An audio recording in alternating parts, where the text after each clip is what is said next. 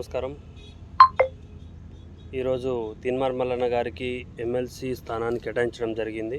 ఉమ్మడి ఖమ్మం, నల్గొండ, వరంగల్ 3 స్థానాలకు తీన్మార్ మల్లన్న గారిని నియమించడం జరిగింది. సో మనమందరం తీన్మార్ మల్లన్న గారికి ఓటేసి భారీ మెజార్టీతో గెలిపించాల్సిందిగా కోరుకుంటున్నాను. ఎవరైతే నాలాగా నిరుద్యోగ యువత ఉన్నారో, ఎవరైతే 10 ఏళ్ళు కేసీఆర్ పాలనపై చాలామంది ఎవరని కాదు కానీ మొత్తం తెలంగాణ మొత్తం వ్యతిరేకత అయితే వచ్చింది. లాస్ట్ టైం జరిగిన ఎన్నికల్లో మొత్తం పేపర్ లీక్ అనేది టీఎస్పీఎస్సీ సంస్థనే ఒక చాలా ఫ్లాప్ షోలా అయిపోయింది. సో ఎమ్మెల్సీగా తీన్మార్ మల్లన్న గారు నియామకం జరిగింది అయితే చాలా 100% కరెక్టు.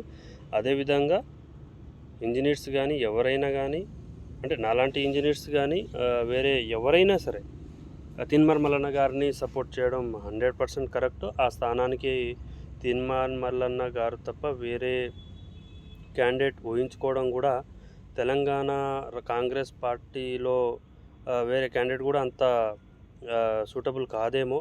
డెఫినెట్లీ తీన్మార్ మల్లన్న గారే విజయం సాధిస్తారు.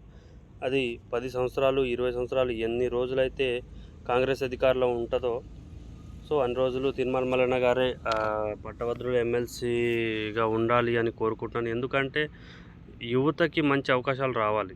ఈ పేపర్ లీకులు కాకుండా ఎవరైతే కష్టపడి చదువుకుంటున్నారో వాళ్ళందరికీ మంచి జరగాలి, వాళ్ళందరికీ జాబులు రావాలి, వాళ్ళందరికీ న్యాయం జరగాలి. ఎంతోమంది తెలంగాణ యువత ఈరోజు చూసుకుంటే అమరవీరులై చనిపోయిన వారు ఎందరో యువత చనిపోయారు. పైగా ఎందరో జాబ్ రాలేక మనస్తాపానికి గురై సూసైడ్ చేసుకున్న తర్వాత మళ్ళా తెలంగాణ గవర్నమెంట్ ఉన్నప్పుడు వాళ్ళ వైఫ్కో అనో వాళ్ళ హస్బెండ్కనో వాళ్ళ ఇంట్లో ఒక ఉద్యోగమనో అన్నారు కానీ ఎవ్వరికి ఇచ్చింది లేదు, సచ్చింది లేదు. కానీ ఈ ముక్కు కేసీఆర్ని ఓడగొట్టి మంచి పని చేసిర్రు. దాంట్లో కూడా కీలకమైన వ్యక్తి ఎవరంటే తీన్మార్ మల్లన్న గారే. ఐ సపోర్ట్ తీన్మార్ మల్లన్నకి ఓటేద్దాం. జై కాంగ్రెస్.